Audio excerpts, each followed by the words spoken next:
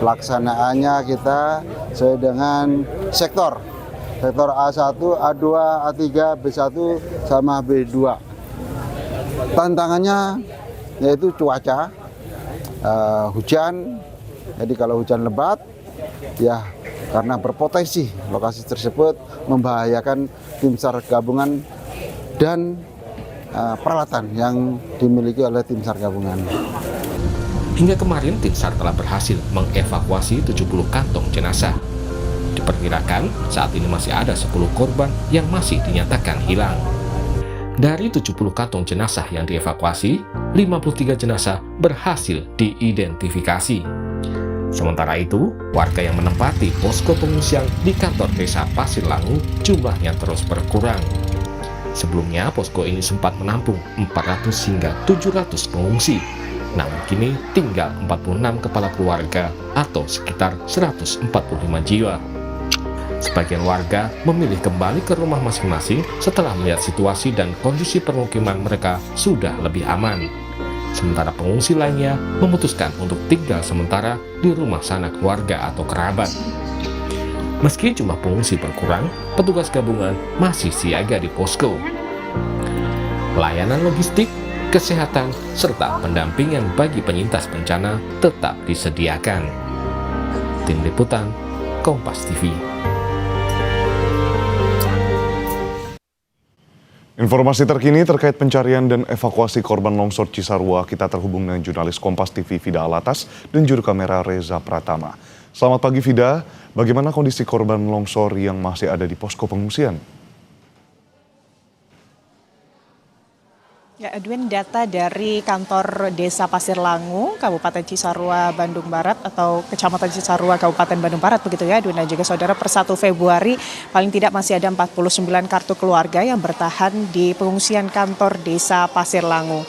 Dan untuk aktivitas para pengungsi pagi hari ini, Edwin, ini dimulai dengan sarapan pagi yang dibagikan tadi oleh petugas dari BPBD begitu ya. Yang ini sarapan paginya ini berasal dari dapur umum yang berlokasi di sebelah kantor desa, sehingga memang setiap harinya paling tiga kali dalam satu hari pengungsi yang masih bertahan di kantor Desa Pasir Langu ini ada jadwal makan pagi, makan siang, dan juga makan malam. Dan ini Edwin dan juga saudara, pengungsi yang memang masih bertahan di sini ada dari 49 kakak dan jumlahnya ini 159 jiwa. Mereka ini adalah para pengungsi yang memang berada di zona merah begitu ya, dan juga sebagian kecil ini juga adalah mereka yang memang rumahnya ini hancur akibat dilanda longsor yang terjadi pada 10 hari lalu. Hari ke-10 Edwin dan juga saudara, memang beberapa atau sebagian besar dari para pengungsi yang sebelumnya mengungsi di kantor Desa Pasir Langu ini sudah berangsur-angsur kembali ke rumah mereka yang memang sudah dinyatakan oleh Badan Geologi ini dinyatakan aman, atau artinya ini tidak masuk ke dalam zona merah, tapi masih ada juga yang bertahan. Salah satunya ini adalah Mbak Ella yang juga dia ini masih menunggu kabar dari ditemukannya 2 keluarga lainnya yang memang masih dalam pencarian. Selamat pagi Mbak Ella. Pagi. Mbak Ella, hari ini masih bertahan di sini Mbak. Alasannya kenapa? Apakah rumahnya hancur atau berada di zona merah Mbak? Rumahnya ada di zona merah. Zona merah. Ya. Oke. Dan informasinya juga Mbak Ella sampai hari ini masih mencari anggota keluarga yang masih dinyatakan hilang, betul ya Mbak? Iya, 2 orang lagi, baru ketemu 1 anaknya, orang tuanya belum. Mbak Ella ini berasal dari RW berapa, RT berapa? RT 5 RW 11. RW 5 ya? RT 11. Mbak, kondisi di pengungsian ini sudah hari ke-10, Mbak Ella juga saya lihat punya bayi dan juga balita begitu ya. Kondisinya seperti apa sih Mbak? Ya dinyaman-nyamanin aja, gimana lagi mau pulang takut gitu. Iya. Ya. Masih takut Mbak? Iya takut, kalau malam masih trauma, takut kejadian lagi gitu. Kalau boleh tahu Mbak, 2 keluarga yang saat ini belum ditemukan itu siapa ya Mbak? Wah, Bibi ya? ya gitu. Paman. Iya. Bibi dan paman, baik. Mbak Ella, ini kan juga ada bantuan yang akan diberikan oleh pemerintah provinsi sebesar 10 juta rupiah untuk menyewa rumah. Sampai saat ini seperti apa? Belum sih, belum agak tahu gimana gitu, soalnya belum ada lagi dari atasnya, belum dikasih tahu gimana lagi. Ya. Tapi di data sudah ya Mbak? Udah didata sudah beberapa kali didata, cuman belum gimana-gimananya nggak tahu.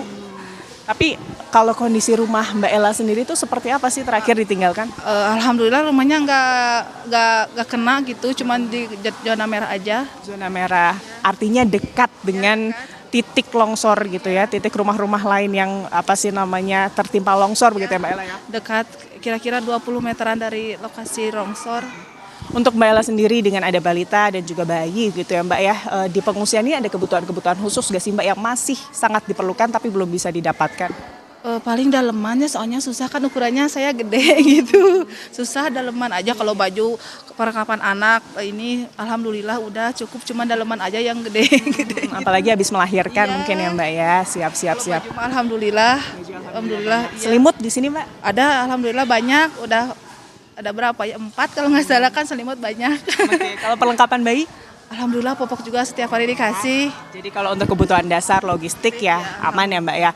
Mbak mungkin terakhir Mbak ini 2 anggota keluarga yang masih belum ditemukan, harapannya seperti apa? Semoga cepat ditemuin, terus semoga udah di rumah sakit tapi belum ke identifikasi gitu, jangan masih di sana soalnya Ya, karena masih ada ya yang sudah ditemukan tapi belum teridentifikasi di VI. Mudah-mudahan udah di rumah sakit gitu, biar cepat-cepat ini dikuburin, kasihan. Mbak Ella, nanti saat kemudian bantuan ini sudah diberikan, rencananya akan seperti apa Mbak? Mau ngontrak di mana? Seperti apa? Mau ngontrak aja weh sama keluarga kan ya dari atas ke bawah kan mau itu di lokasinya itu mau barang-barang lagi aja sama tetangga, nggak mau pisah-pisah biar nanti nggak kalau ngontrak sendiri-sendiri kan gimana ya gitu. Tapi artinya tidak keberatan dengan relokasi ya Mbak? Ya nggak apa-apa asal semuanya aja gitu.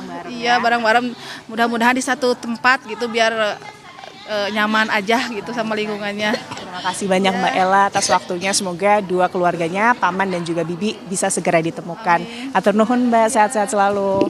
Itu tadi Edwin bagaimana masih banyak juga dari para pengungsi yang masih menunggu kabar dari keluarga mereka yang memang masih dinyatakan hilang atau belum ditemukan. Dan harapannya tentunya hari ini Edwin dan juga saudara masih ada kurang lebih 6 lagi korban yang dinyatakan hilang dan masih menjadi fokus pencarian dari operasi SAR pencarian korban longsor Cisarua Kabupaten Bandung Barat. Dan kalau data per kemarin Edwin dan juga saudara tepatnya hari Minggu 1 Februari 2026 per pukul 16.13 paling tidak sudah ada 4 body pack atau kantung jenazah yang berhasil dievakuasi oleh tim SAR gabungan dari lokasi pencarian, di mana dengan ditemukannya 4 body pack begitu ya, itu artinya sudah 74 pack yang kemudian berhasil ditemukan dari total 80 daftar pencarian.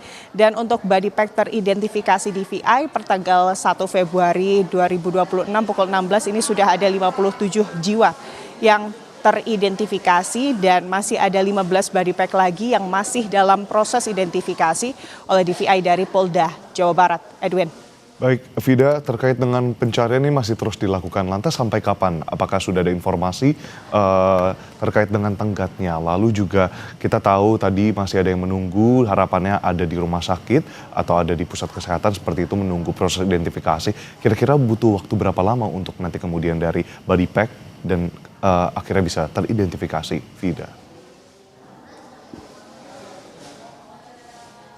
Ya, kalau berdasarkan statement atau keterangan dari Kepala Basarnas pada hari ke-7 proses pencarian korban kemarin, memang masa tanggap darurat ini diperpanjang hingga 7 hari ke depan karena harapan dari Basarnas tentunya ingin seluruh korban hilang ini bisa ditemukan dalam atau pasca bencana longsor ini. Mengingat keluarga tentunya berharap seluruh keluarganya ini bisa ditemukan untuk dimakamkan dan juga didoakan secara layak begitu Edwin dan juga saudara.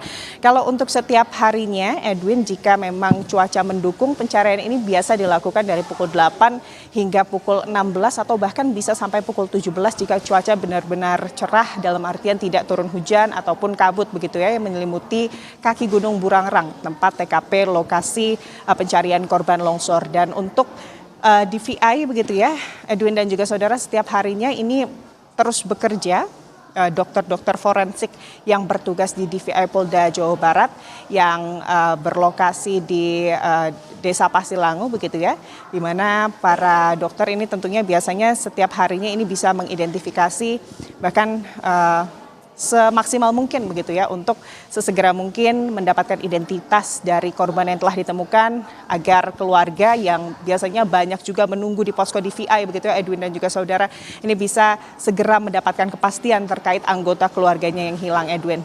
Baik, Vida, kita harapkan itu tentunya yang menjadi harapan kita semua, dan 10 hari ada di tempat pengungsian, empati terus kita arahkan ke sana, dan masa tanggap darurat diharapkan dalam 7 hari ini juga seluruh dari korban yang masih hilang dapat ditemukan. Terima kasih atas laporan Anda, jurnalis Kompas TV Vida Alatas dengan juru kamera Reza Pratama melaporkan langsung dari Bandung Barat.